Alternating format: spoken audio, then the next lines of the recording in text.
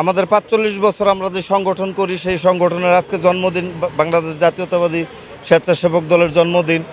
আজকে উৎসব মুখরভাবে আমাদের সব ইউনিটের বিভিন্ন জেলার মহানগরের সমস্ত নেতৃবৃন্দ আজকে জিয়াউর রহমানের মাজারে শ্রদ্ধা নিবেদন করতে আসবে। অত্যন্ত আনন্দের দিন এটা। মুক্ত বিহঙ্গের মতো, ঠিক আছে, ওই যে মুক্ত বিহঙ্গের মতো পাখি যেমন ডানা মেলে উড়ে, আমরা এরকম মানসিকতা নিয়ে আসছি আর কি। আর বিগত ১৭ বছর যেটা গেছে, গুম খুন নির্যাতন জুলুম, এর তো মানে ভাষায় প্রকাশ করার মতো না আর কি। হ্যাঁ, আমরা তো নিজের বাড়িতে কয়দিন ঘুমাইছি এটা হিসাব করে বলা যাবে, কিন্তু অন্যের বাড়িতে কতদিন ঘুমাইছি এটা বলা যাবে না। হ্যাঁ, অসংখ্য দিন, দিনের পর রাত আমরা যেভাবে কাটিয়েছি এটা তো মানে অবর্ণনীয়। তো আমরা আগামী দিন আমরা চাই না আর কি এরকম দিন আর বাংলাদেশে আসুক।